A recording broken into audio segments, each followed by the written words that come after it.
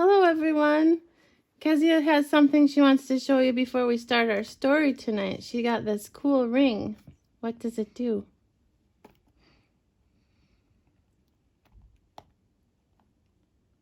Oh, look at that. And it's squishy, too. It feels funny. All right. Can you turn it off and we'll start our story? Yeah. Is it hard? There you go. All right. The story I picked for tonight is called The Hat. Remember we read a book called The Mitten? Well, this is by the same author. And she wrote another story called The Hat.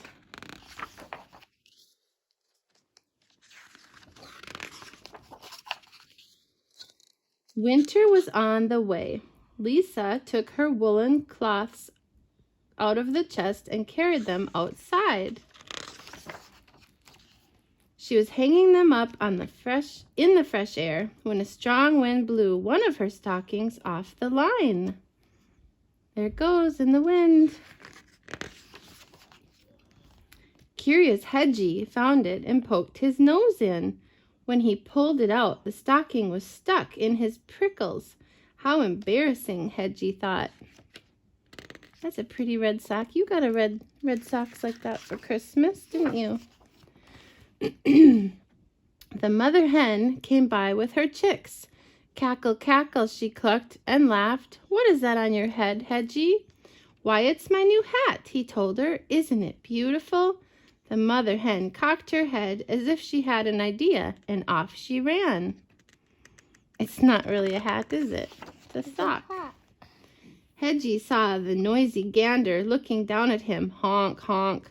Ho, ho, ho, the gander laughed. Look at that. The hedgehog has flipped his gizzard. Laugh today, gander, but tomorrow when it rains, my hat will keep me dry. The gander thought for a moment, and off he ran.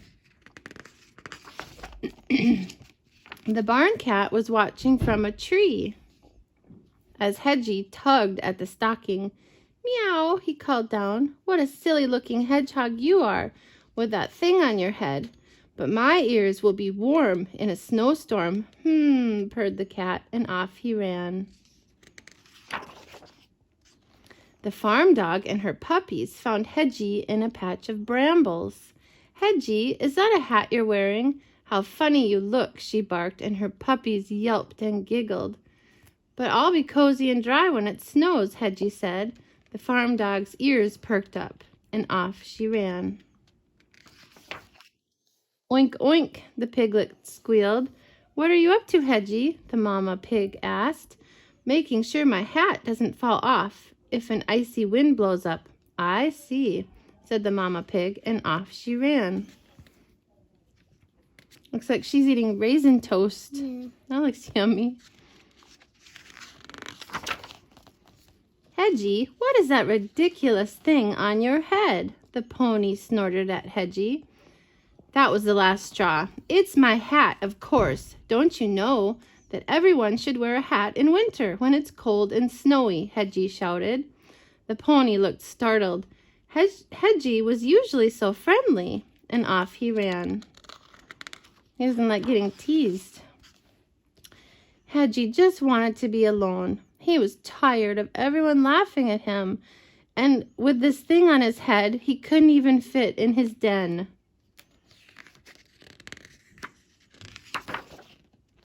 He didn't see Lisa running after him, the other stocking in her hand.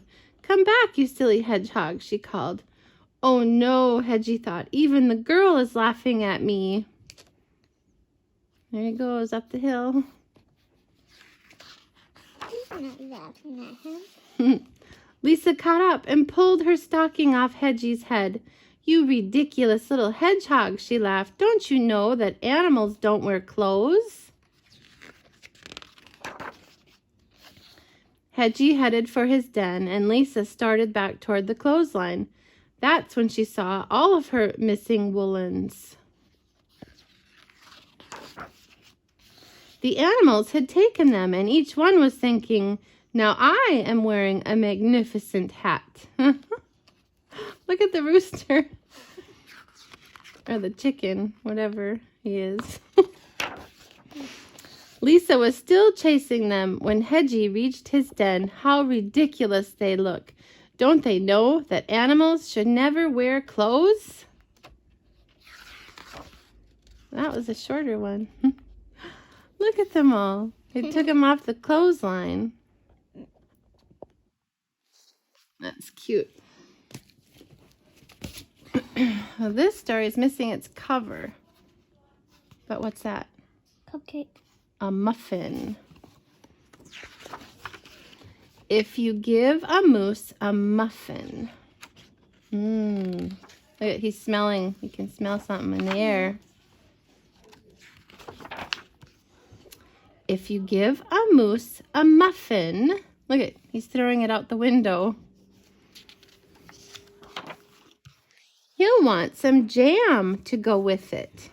So you'll bring out some of your mother's homemade blackberry jam.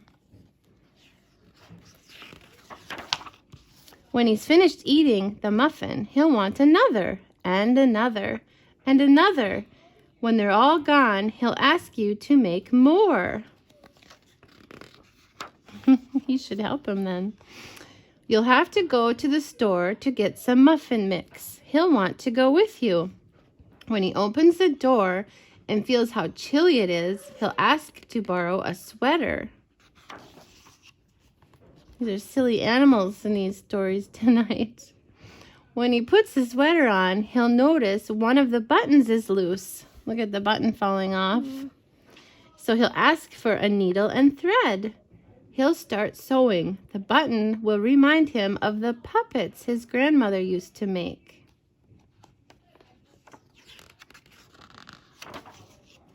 So he'll ask for some old socks. He'll make sock puppets. When they're done, he'll want to put on a puppet show. He'll need some cardboard and paints. Then he'll ask you to help make the scenery.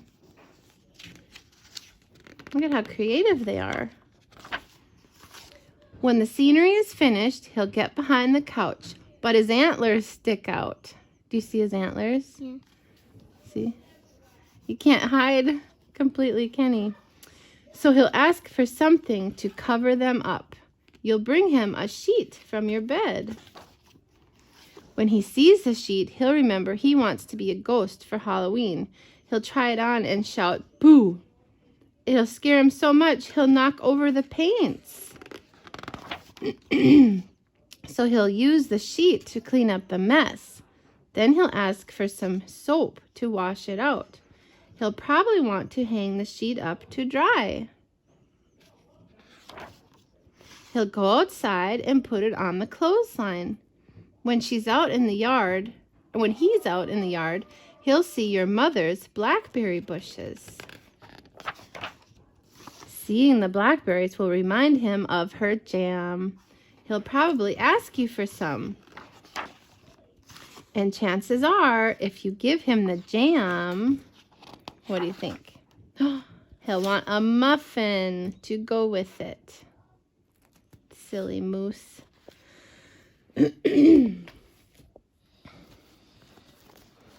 What's the next story? Daniel. Have you heard of Daniel? Daniel and the lions. This is in the Bible, isn't it? Daniel always did what he believed was right. He always said prayers to God, and he always obeyed God. Daniel did what he believed was right, even when everything else went wrong. One sad day, the great, ever so many great-grandchildren of Abraham lost a fight against enemy soldiers. Daniel was one of the people taken far away. He went to Babylon. Everything was going wrong. Daniel went on doing what he believed was right. He always followed God's laws. The king of Babylon saw that Daniel was a good man. He gave him a very important job, and that made other people very jealous. They went to see the king. "Oh, king," they said, you are so great and wonderful. Make a law that says you will punish anyone who treats anyone else as more important than you." "Good idea," said the king. Honey, turn that off, okay? That hurts my eyes to read. "Say that anyone who disobeys will be thrown into a pit of lions," said the men. "Good idea," said the king. Daniel knew that everything was going wrong. He still did what he believed was right. He still said prayers to God, and he still obeyed God. The men came to spy on him. They saw what he was doing. Then they went and told the king, "Daniel is praying to his God. He thinks his God is greater than you." The king was sad. Now he must punish Daniel. Daniel was thrown into a pit of hungry lions. Everything was going wrong. Daniel still did what he believed was right. He still said prayers to God, and he still obeyed God. And the next morning, the king came to see what had happened. Daniel was alive. God had not let the lions hurt him. "Hooray," said the king. "I shall make a law that everyone must respect Daniel's God. He will be safe, and those bad men will be punished." Everything was going right, and Daniel still did what he believed was right. That's a good story. God will always take care of us if we do what's right. Moni. Yeah. Good night. Good night.